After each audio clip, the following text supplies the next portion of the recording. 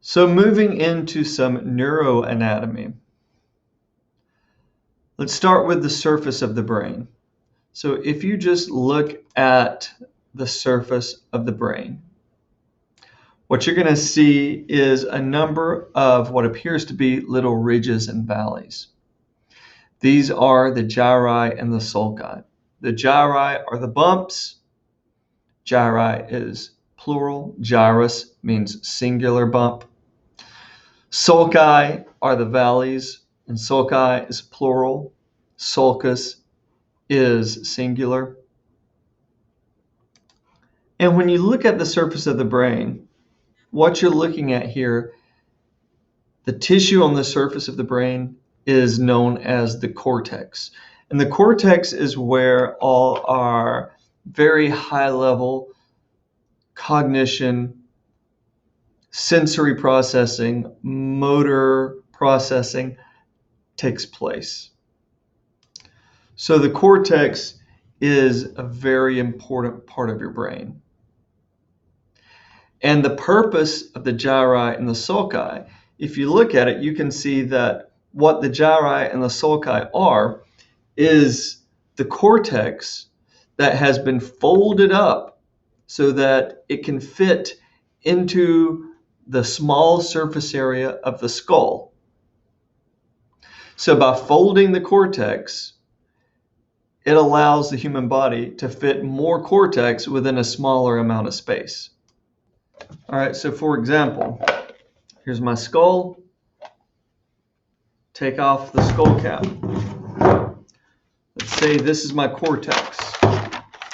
Now the amount of cortex that I could fit into the skull without folding is going to look something like this. Right? But if I'm allowed to fold my cortex, then I can get the entire sheet of paper in there, and I've got room for a few other sheets of paper in there as well. And that allows that folding of the cortex into the gyri and the sulci is what allows us to pack enough cortex within our skull to have normal cognition and normal functioning. There are conditions that is known as smooth brain syndrome, where babies are born without gyri and sulci. And if you see MRIs of their brain, it's just smooth. And these kids are severely impaired and typically don't live very long because they have so little proper neurological functioning. So aside from the gyri and the sulci, you have some deeper divisions within the surface of the brain that divides the brain into different sections. Looking at this image right here, you have this deep sulcus right here. I've already got it highlighted. That is known as the lateral sulcus. It's also known as the Sylvian fissure. And there is a deep fissure that runs front to back in the brain. And this is known as the longitudinal fissure. And the longitudinal fissure divides the brain into left and right cerebral hemispheres. And if I take the brain, if I turn it sideways, there is a third fissure that runs coronally across the surface of the brain, and that is known as the central sulcus. And here is an image which we can illustrate the central sulcus, and there is the lateral sulcus. In front to back, you have a longitudinal fissure. So the longitudinal fissure divides the brain into left and right halves, which are the left and right cerebral hemispheres. Beneath the cerebral hemispheres. There is a large band of neurons that connect the left and the right hemispheres. This is known as the corpus callosum. If we were to look at a sagittal slice of the brain, so this is anterior, this is posterior, and this would be the right cerebral hemisphere. This would be right here. There's your right cerebral hemisphere. And here you have the corpus callosum. You can see where the corpus callosum is sagittally beneath this right cerebral hemisphere. Now, if we look down on the brain, so now we're looking down on the brain, so this would be anterior right here. This would be posterior, and you can see illustrated beneath here all these fibers, these neuronal fibers that are connecting the left and the right hemispheres. That is the corpus callosum. And you can see that if we follow this line that starts right here, we're going to end up at the analogous area in the opposite cerebral hemisphere. So that is what the corpus callosum does. It connects similar areas of the left and right hemispheres to each other, so that as you're thinking and doing things, the left and the right cerebral hemispheres can communicate with one another. And it is their ability to communicate with one another that allows us to operate in a neurologically normal fashion. So to give you an example, you probably are aware that the left hemisphere, the left side of your brain, controls the right side of your body, and your right hemisphere, the right side of your brain, controls the left side of your body. And this is true. So when I go to tie my shoe, my hands are operating very much like they're in coordination. It's like each hand knows what the other hand is doing when it's doing it. And that's true because that's literally what's going on, because as the left hemisphere is controlling your right hand to tie your shoe, and as the right hemisphere is controlling your left hand to tie your shoe, they're also talking with each other to make sure to monitor what the other one is doing with the opposite hand so that you're able to appropriately do it. And to prove this, you can close your eyes, and when you go to tie your shoes with your eyes closed, you will still be able to tie your shoes normally, because even though you can't see what's happening, each cerebral hemisphere is sharing the information of what's going on with the hand that it's controlling with the other cerebral hemisphere in order for you to normally accomplish the tying of your shoe, or walking, or playing basketball, or whatever else it is that you're doing. Okay, to prove this to you, here's a video of one of my old students tying a shoe with her eyes closed.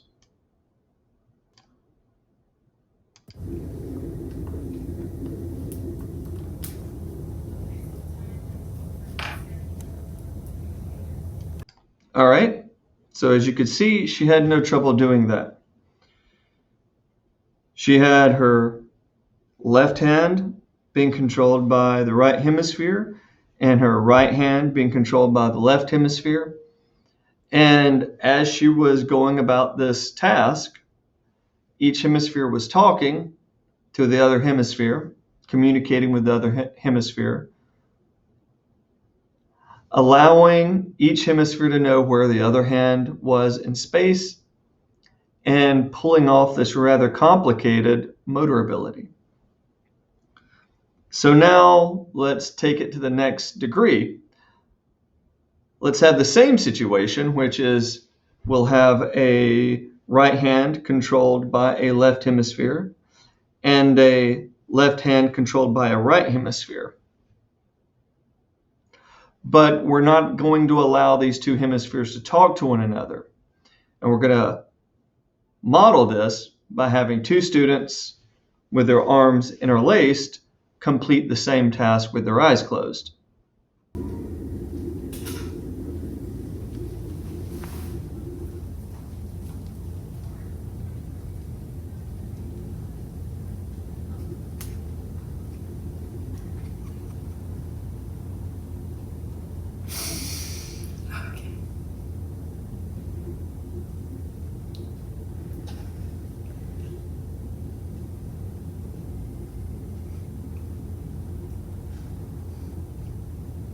Okay, is it working? No, I'm gonna try to make my Great demonstration. So you could see that without the corpus callosum connecting the two hemispheres, normal operation becomes very difficult. All right, so divisions of the nervous system. You have your central nervous system. This is the brain and the spinal cord. You can easily recall the central nervous system, what it includes, because the central nervous system is encased in bone. Contrast that with the peripheral nervous system, which is composed of your peripheral nerves, which are the nerves that run from all the parts of your body to your central nervous system, or from your central nervous system out to all the different parts of your body. And we divide these nerves into the cranial nerves, and the cranial nerves is that part of the peripheral nervous system that is associated with the head and the neck, and the spinal nerves, which is the part of the peripheral nervous system which is associated with the rest of your body from the neck down. So if I were to draw, well, he's going to turn out to look like Gumby, but if I draw a little guy here around this nervous system,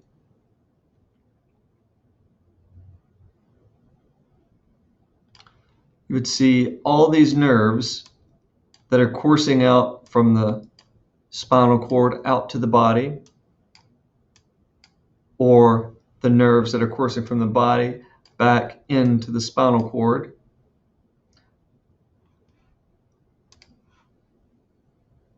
Below the neck, we refer to them as those nerves as the spinal nerves. Above the neck, those are the cranial nerves. And if the cranial nerves are the nerves that innervate all of the structures of the head and neck, and if you think about the structures that a speech therapist is largely concerned with, most of those structures that as an SLP we worry about are associated with the head and neck, then it becomes evident that we are highly concerned with the correct operation of the cranial nerves. The brain has three protective layers between the cortex and the inside of the skull. These are referred to as the cerebral meninges. The cerebral meninges have different functions. The most superficial is the dura mater. And if I scroll down here and you see this image right here, that is a picture of a dura mater that's been taken off of the brain. The dura mater is very tough. It's very fibrous. So if you picked up that piece of tissue that I just circled, you could pick it up and you could do this with it. It's very tough. It's very fibrous. The primary role of the dura mater is that it protects the brain. Beneath the dura mater, you have what is known as the arachnoid mater. And it's referred to as the arachnoid mater because it looks like a spider web. and it looks like a spider web because it has tiny blood vessels running all through it. The purpose of the arachnoid mater is largely nutritive, meaning it houses these blood vessels that supplies fresh oxygen and nutrients to the surface of the brain. And beneath the arachnoid mater, you have what is known as the pia mater. Pia mater means delicate mother, and the pia is the deepest layer of cerebral meninges,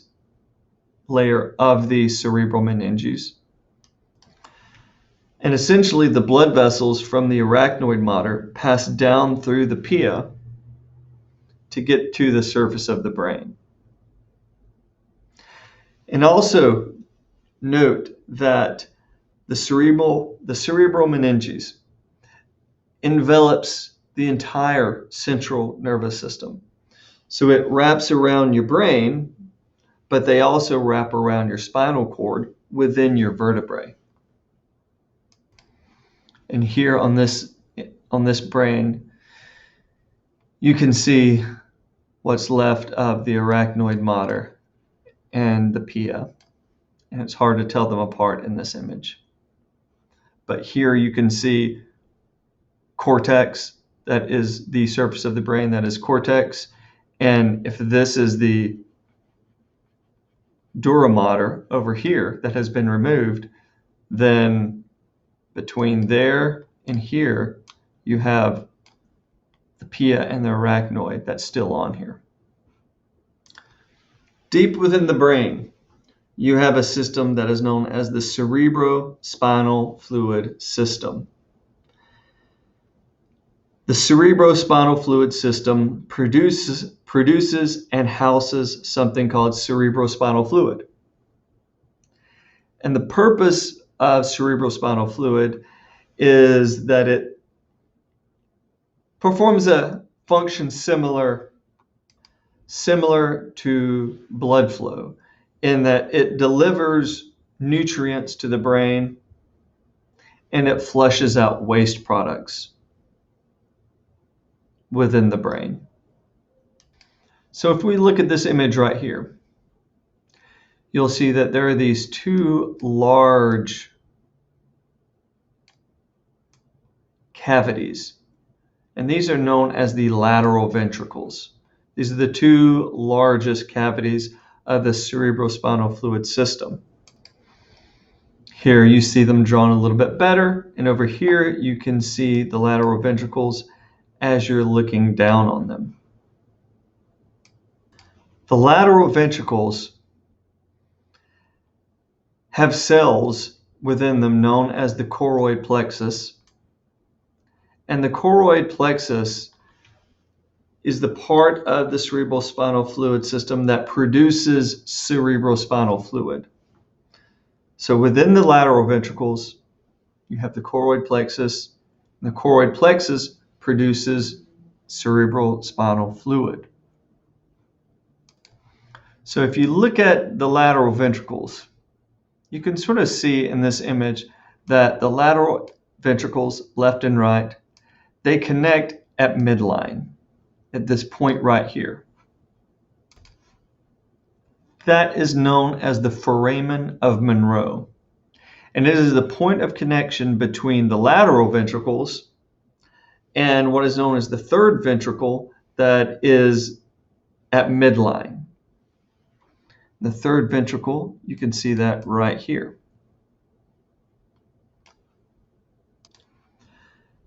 And if we continue inferiorly, you will see that if we come on south here, that there is what is labeled as the fourth ventricle.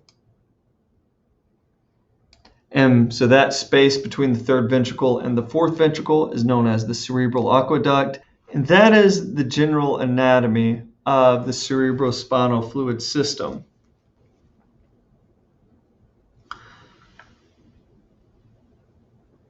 A few years ago, a research study came out, which was a big deal.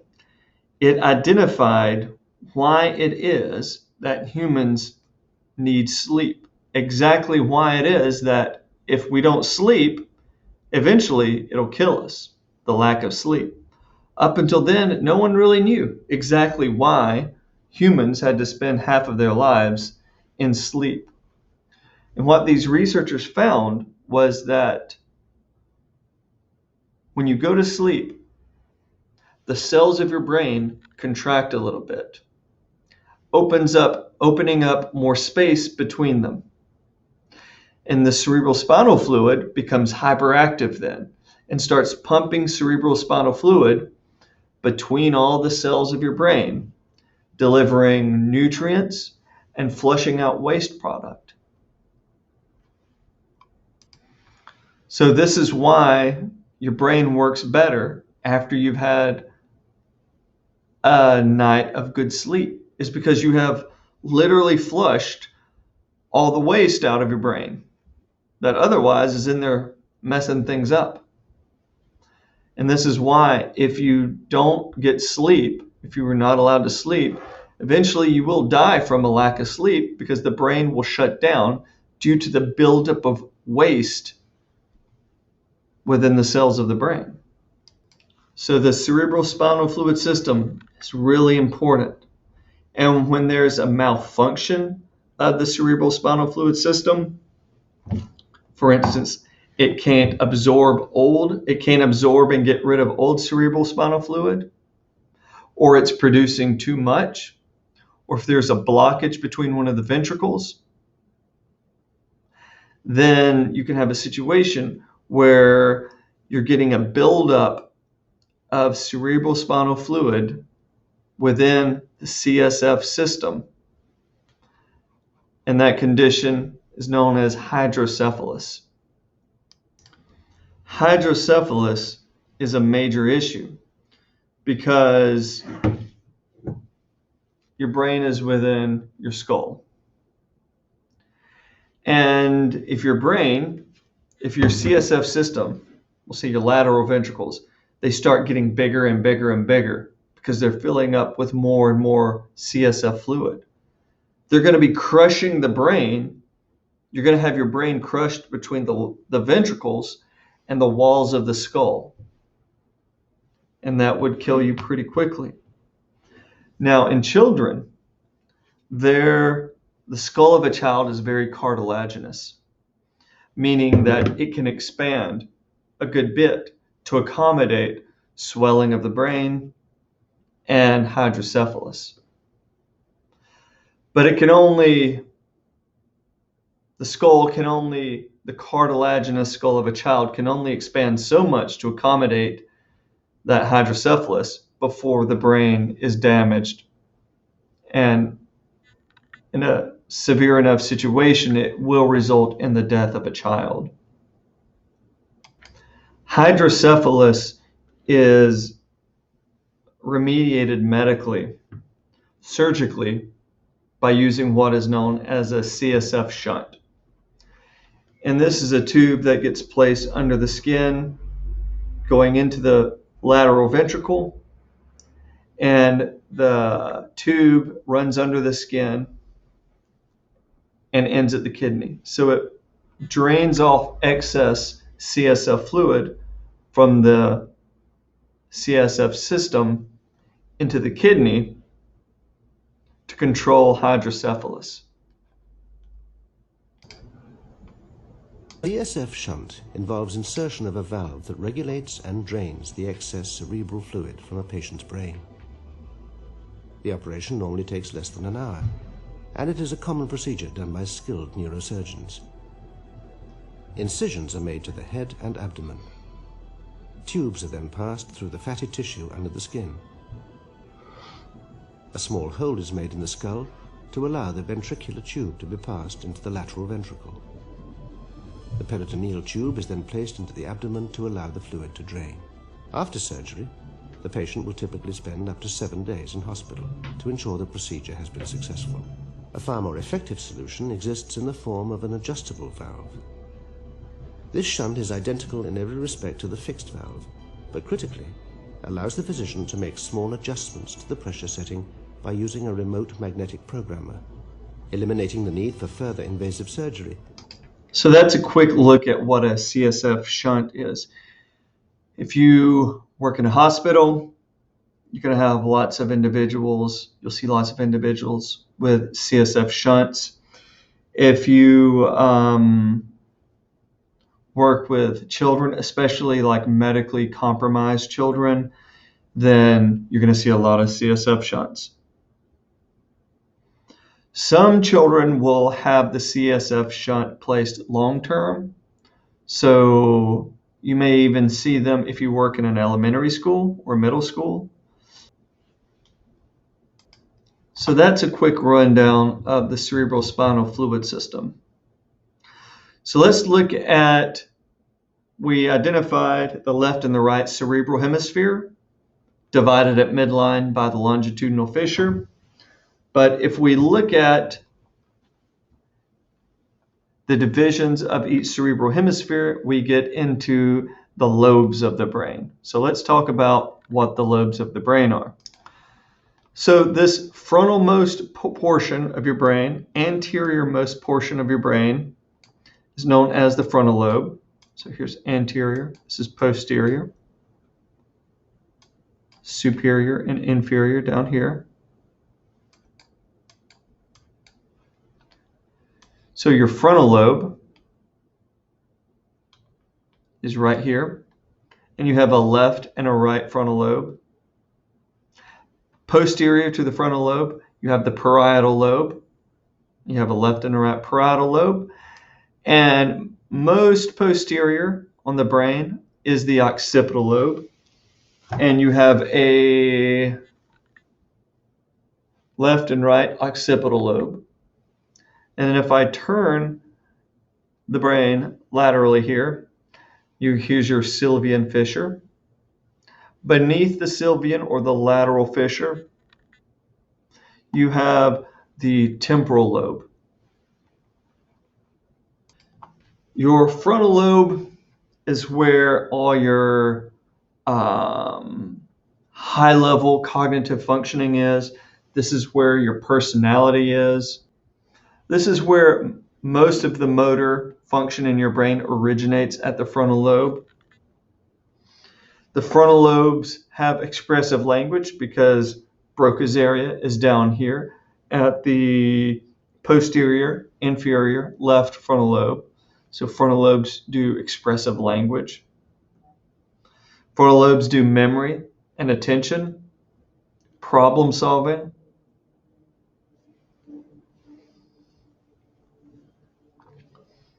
Frontal lobes also do help you regulate your behavior. So social inhibitions, that is frontal lobe.